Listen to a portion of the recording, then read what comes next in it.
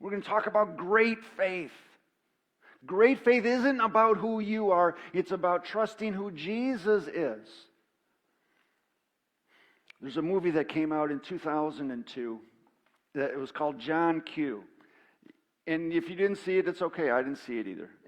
But it was Denzel Washington, which makes you want to go see it because he can take even the lowest, lamest movie and make it just spectacular. But he's a dad. He's a dad who's got a son who's got a heart condition. And he is a desperate man. His son is going to die if he doesn't get this heart thing figured out and a surgery done. And the doctors won't do it. They don't think he's got enough insurance and all, the whole 9 yards. And he's desperate for his boy. So he takes over the hospital. Sorry, I'm spoiling it for you. I know you're going to go home. Oh, John Q, I want to see this movie. But he takes over the hospital, a desperate move to save his son. What have you done that? If you're at the end of your rope, you are so desperate, my son, my daughter, whoever it is, someone who's precious to you is going to die. What would you do? Because that's our story for today. Jesus encounters this woman, and she has great faith. Her daughter is at the end of her rope. What can I do for my daughter? I need help. And she finds that it's not about who she is. It's about trusting Jesus who he is. Let me read it for you because we're in our series through the Gospel of Mark, and this is one where Jesus encounters this lady. And let me read it to you. Mark chapter 7. Then Jesus left Galilee and went north to the region of Tyre. He didn't want anyone to know which house he was staying in, but he couldn't keep it a secret. Right away, a woman who had heard about him came and fell at his feet. Her little girl was possessed by an evil spirit, and she begged him to cast out the demon from her daughter. Since she was a Gentile born in Syrian Phoenicia, Jesus told her, "First I should feed the children, my own family, the Jews. It isn't right to take food from the children and throw it to the dogs." And she replied, "That's true, Lord. But even the dogs under the table are allowed to eat the scraps from the children's plates." "Good answer," he said. "Now go home, for the demon has left your daughter." And when she arrived home, she found her little girl laying quietly in bed, and the demon was gone. See, Jesus is now on a field trip. He's we'll show that map here a second. For some people that love maps, I think it's important. Jesus' home base was Nazareth. That's where he grew up. He's spending a lot of time in the Galilee area. And right now he goes north to the region of Tyre, and he's going to find his way around to come back to Jerusalem. You can go past that one now. People have got the map. They got the idea. It's an unclean territory for Jews. It's filled with Gentiles. Jesus has just sent his friends, his disciples, off to do mission work. They come back and they feed 5,000 people. And then he gets into it with some religious leaders, and he uses the H word, "You hypocrites. You're worried about the exterior, but you're not worried about the interior." And then he enters that town in the area of Tyre. It was a great seaport. And this lady comes up to him. She does two things. She falls to the ground in front of him, and she begs him. She begs him to cast a demon out of her daughter. And you're thinking, why is this so strange? And then this is what happened. This is why it's just out of bounds.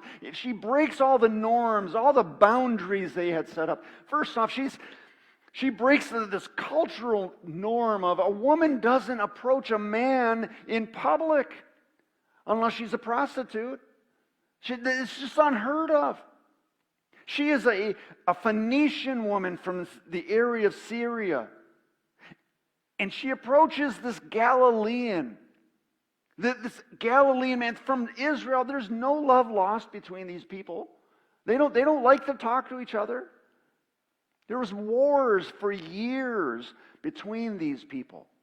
Yet she just breaks that barrier. We'll just go talk with this guy. He's my help. He's my only hope. Even more, this religiously she breaks this barrier because she's an unbelieving pagan. And she's going to talk with a Jew, not only just a Jew, but a rabbi. She's just breaking all the barriers. And she has got to find some help for her daughter. She is in desperate need. And this is what we find in life in general. Desperate people take desperate risks to find Jesus. They just do. She's in a desperate place, and all right, I'll break all the rules to get to Jesus. What have you? What have you just broken that? You know, a drowning person it doesn't matter who throws them the life preserver. Oh no, I don't really like that person, so I'm not going to get the life preserver. And that's silly. I need some help here. I'm drowning. I need some help. And she does. Out of her great need, she goes to Jesus. And that's where great faith starts. Great faith starts with a desperate need for someone to fix something that we can't fix. She can't fix this. Is it no way that she can get through this? You know, we have friends. Spiritually, they're just in a bad place, and sometimes they don't even know their desperate need. Now, right now, you're probably thinking, oh, yeah, that person, they just don't know Jesus. They don't know that they're separated from Him. That sin has separated them from God. They just don't know that. They think, well, Jesus is irrelevant in my life. He doesn't fit into my lifestyle. And they're not aware of the desperate need. Are you aware of yours? Great faith starts from understanding your desperate need. And then it becomes great when it's tested as well. You know, Jesus says this, first I should feed the children, my own family, the Jews. It isn't right to take food from the children and throw it to the dogs. Did you hear that? Did Jesus call this lady a dog? Well, that's not really the amazing Jesus we know, the compassionate Jesus. Would He call someone a dog? Jesus is using a metaphor. He's using language so that she understands what's going on here. Jesus is drawing out her faith. He's not driving it away. This is what Jesus is doing.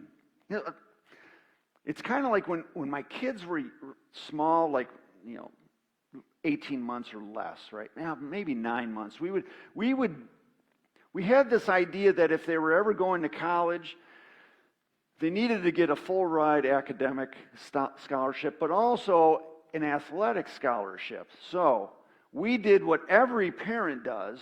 We put them on the ground and have them stand up about that far away and say, "Come here, let's go." Grandparents do this all the time, right? "Come on, you can run this way. You can come." And the kid's like going, "I can barely stand. You want me to run to you? I can't do it." And the grandmas keep doing this. "Come on, you can do it." And they use the baby voices.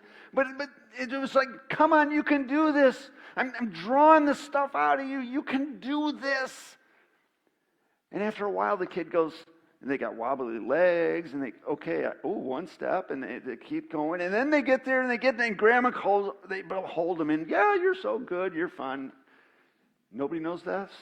Every grandma has done this. Most grandpas have as well. And I did this.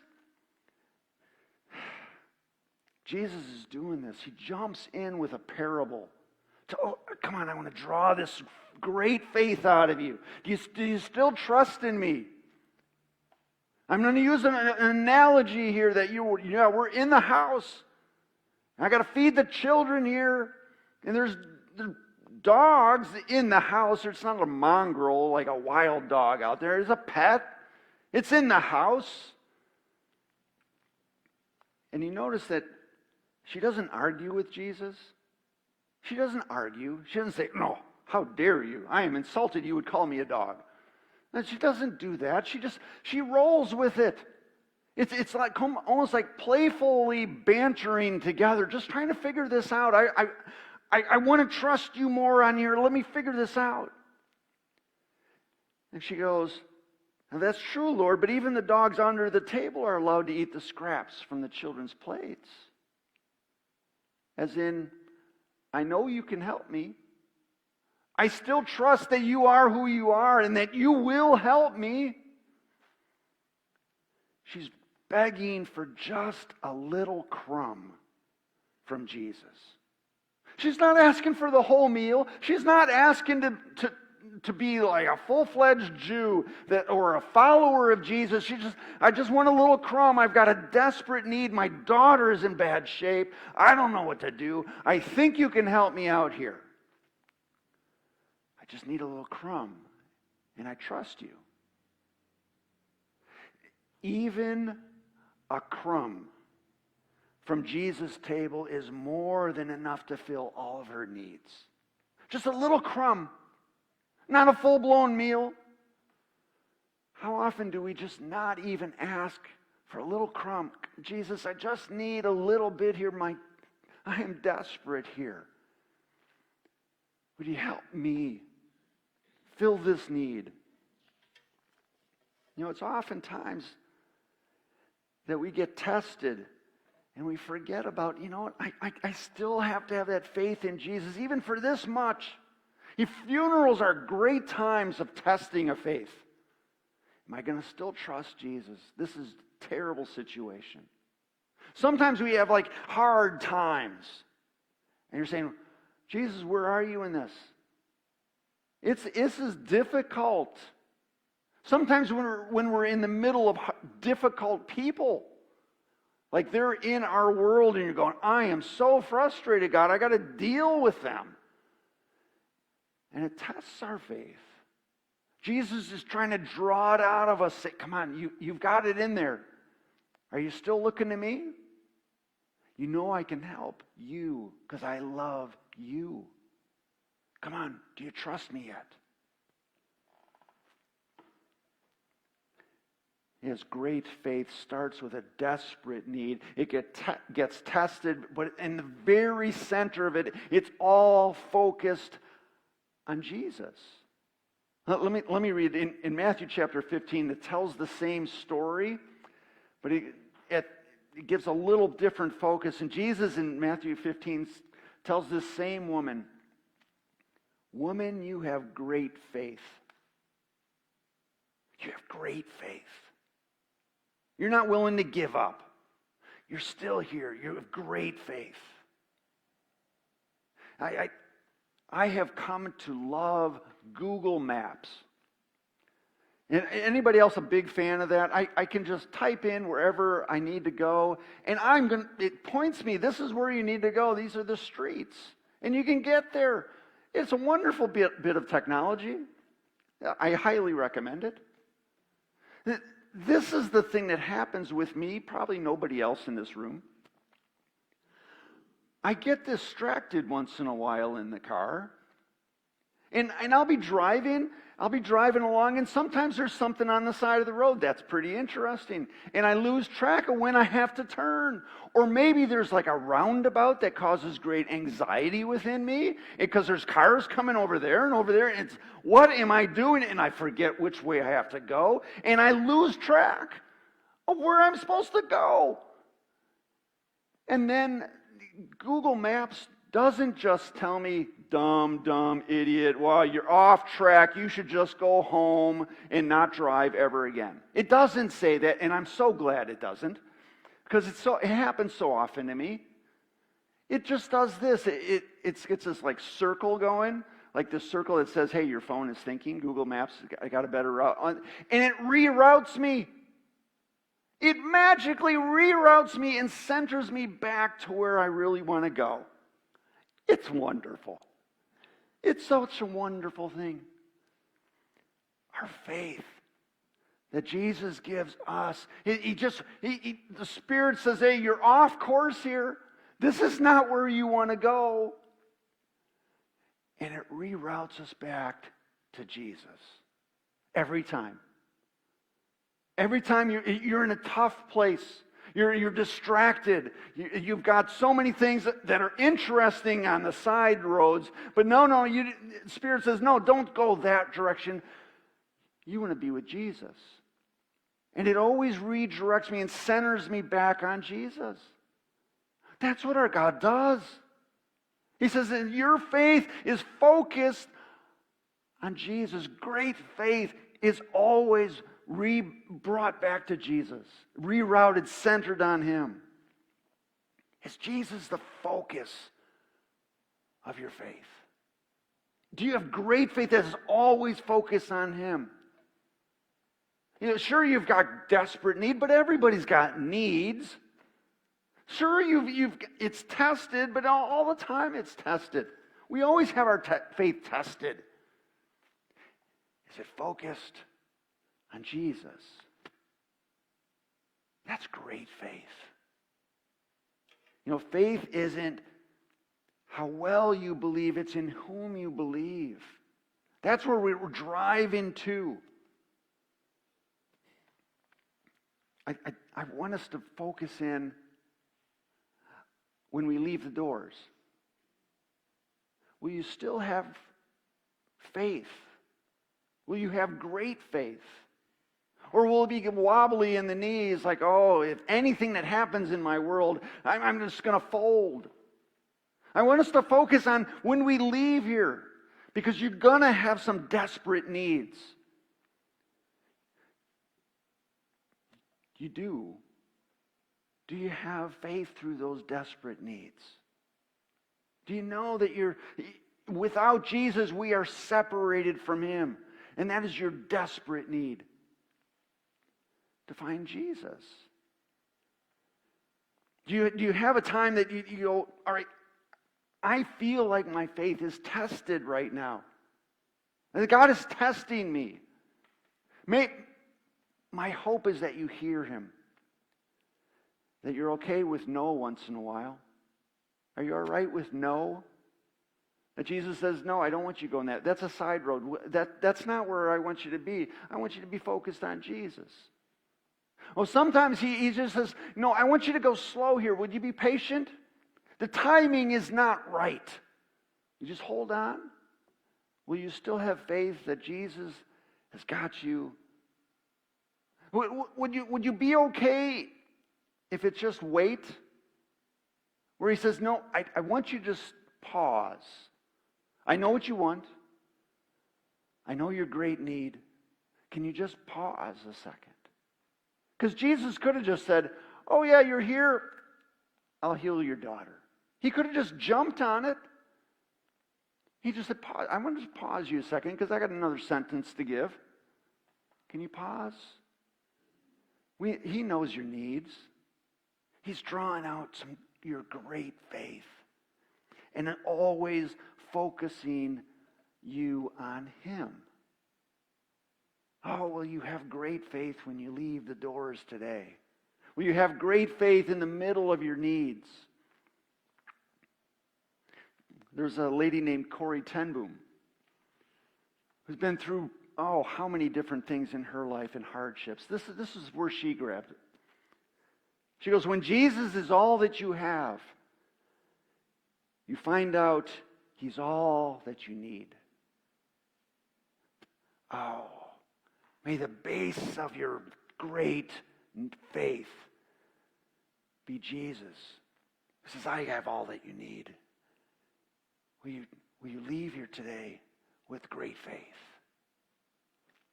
Pray with me. Lord Jesus, we thank you for that feast of your presence that you have given us today. Just a little crumb would have been enough, but you have given us a feast of being here with us today. We thank you for giving us everything we need, even sometimes when we feel otherwise. Help us to trust in this fact that you see us, you hear us, and you respond in love every time. Strengthen our hearts today that we might trust you alone. We thank you, Jesus. Amen.